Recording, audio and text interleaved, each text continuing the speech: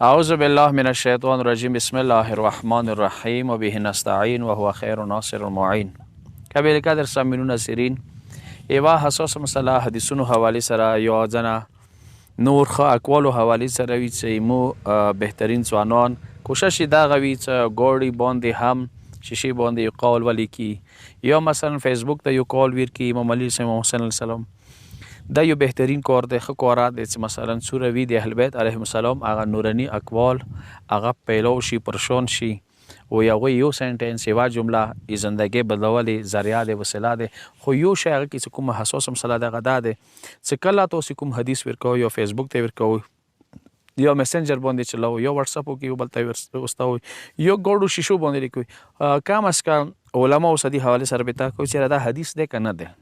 ځینې وخت کې هغه یو عام قول وي، اقوال زرین نه دی وي، یا د هغه افلاطون قول یا د سقراط قول یا د یو فلسفر قول یا مورخ قول وي، هغه تاسو علی علیه السلام په نامې یا ولیکو یا امام حسین په نامې، دا صحیح نه دی. هغه وجه دغه دی چې موږ تاسو امامان ریلیټ دی قرآن مجید سره، الله رب العزت عالم ملکوت سره، یا هغوی چې څوره جملې دي یا څوره احادیث دي هغه یوې زمانې لپاره نه دي، هغه آخري قیامت ورځې پورې وي.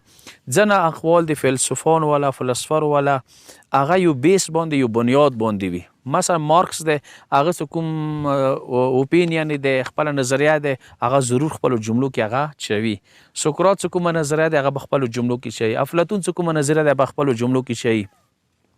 یا یو مورخ دی، انګریز دی، نان مسلم دی، جمله بیخوا وي خو خپل نظری بیس باندې به هغه جمله وي. اما مو تاسې به عنوان داسې مسلمان یا شیعه پیغمبر قول اهل بیت علیهم السلام هغه بیس یا هغه بنیاد څه کوم دی، هغه مبنا څه کوم دی، هغه قرآن مجید دی، الله رب العزت دی، عالم ملکوت سره هغوی رابطه تعلق دی. هغه بنیاد باندې هغه حدیثو کې خپل یو نورانیت وي، جاذبیت وي.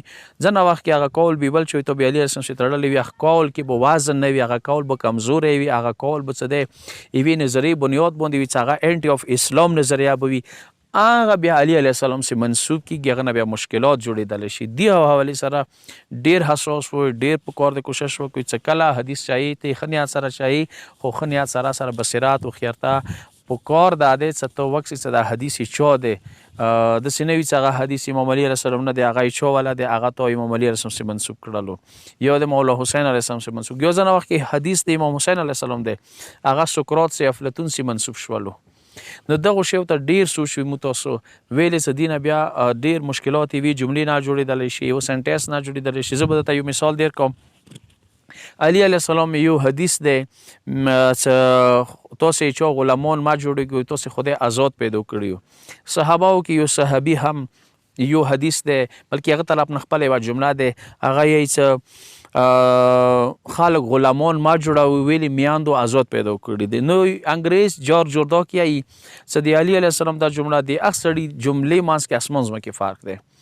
علي علیه السلام جمله دوره وزنی دی چې هغه کې بنیاد چې کوم دی هغه الوهیت د خداوند عالم دی چې تاسې بندگان ما جوړ کړي. خود غلامانو ته چې غلامان از ذهن ځانه وباسئ، غلامۍ والا سوچ ځانه وباسئ، چونکې خدای تاسې آزاد پیدا کړي.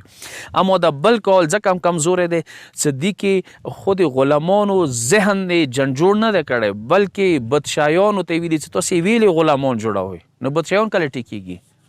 یا هغه کسان چې هغوی کې خوی د دغه دی چې خلک ځان د غلامان کې هغوی مثلا کوشش انده وي چې همیشه دپاره خلک غلامان جوړ کړي، هغه ته که ته یې تا نصیحت وکړي نو هغه یې چې علي علیه السلام قول ځکه وزني دی چې هغه ډایرکټ غلامان مخاطب کړي چې ویلې غلام جوړېږي، ته خدای آزاد پیدا کړي. اما د بل قول کې چې خلک غلامان ما جوړې میاندو آزاد پیدا کړي، دغه قول کې اسمان کې فرق دی. نو دې وجې نه دغه قولو کې ډېر فرق وي.